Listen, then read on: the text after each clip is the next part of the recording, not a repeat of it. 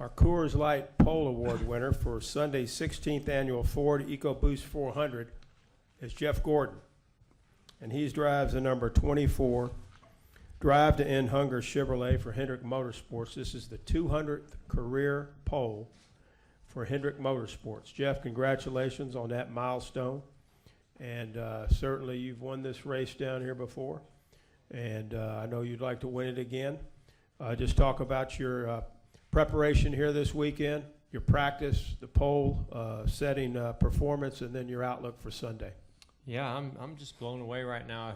You know, to me, this has been one of the toughest places that for qualifying for me over the years, and that's why we've never sat on a pole. So I think having the 3 rounds of qualifying actually helped me a lot, and the team did an excellent job with the tuning to get it ready for that last round. And I knew we had a pretty good race car when we ended practice today, because we made a qualifying run. It was pretty decent during the day like that. So, back that up during practice or during qualifying. And the second round, tried to do the same thing I did in the first round, and it didn't quite stick. And I got a little nervous at that point of what was going to happen. And luckily, we were like 7th, I think. And then the team made a good adjustment. We saw some guys moving up the racetrack, and I just committed to the top, and it really stuck well. And it's great to be on the pole. Jeff, what about the 200th pole for Hendrick Motorsports? Just another milestone in that great organization. Talk about being the one that set that. Yeah, and I think today's pole, just proves and shows why they have 200 poles. It's a great organization.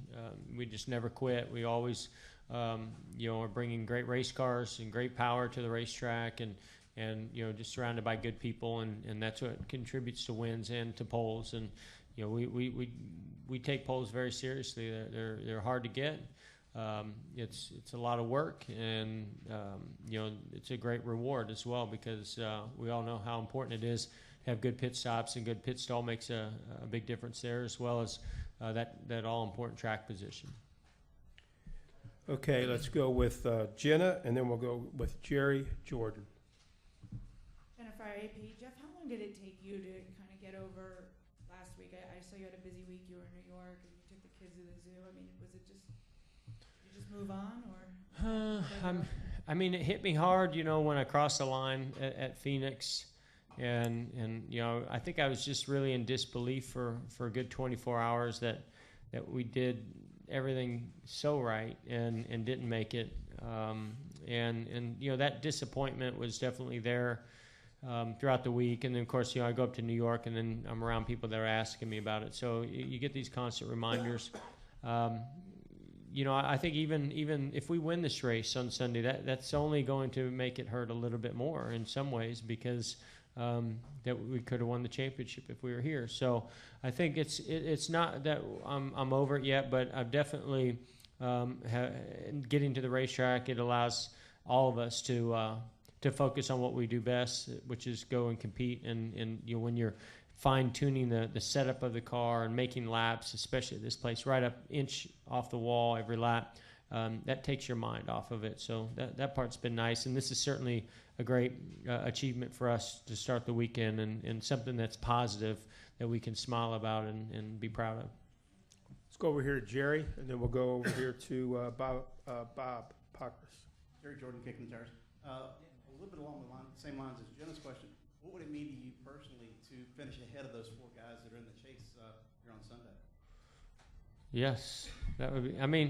I think everybody, no matter what kind of format there is, everybody's goal is to come in here and sort of spoil the championship, by winning this race. This is one of my favorite races to win, and that's because you have the longest stretch between when the next race is, so you can enjoy it probably longer than any other race that we have, because you end the season with it, and this is a tough place to win at. There's a lot on the line, for those guys, and we want to be the spoiler. There's no doubt about that. Go ahead, Bob. Then we'll go to Lewis, and then we'll end with Jordan. Bob Parker, Sport News. Well, how would you characterize the mood or attitude of your team? Are they still a little bit bewildered, or are they frustrated, or how would you, or have they moved on? This week was tough on them. The last 2 weeks have been tough because I mean, we lost crew members from the Texas incident. You know, guys that are a part of our race team that have been there all year long that aren't at the racetrack. So, I mean, just that mood in itself at Phoenix was unique and different, and it's still there. And then, you know, but I would say that, you know, as the week has gone on, you know, and you get closer to going to the racetrack, I think then you start switching your mindset and your focus. So, I mean, today I've not noticed anything but positive energy from the team, and excited to be here and excited to go out there and compete and you know, try to win this race. Go to Lewis, Jordan, and then Nate had a final question. Go ahead. Louis Frank of Reuters. On the flip side of this not being in the chase, how do you feel, though? You're just allowed to go out and go for a win as a driver. How does that make you feel?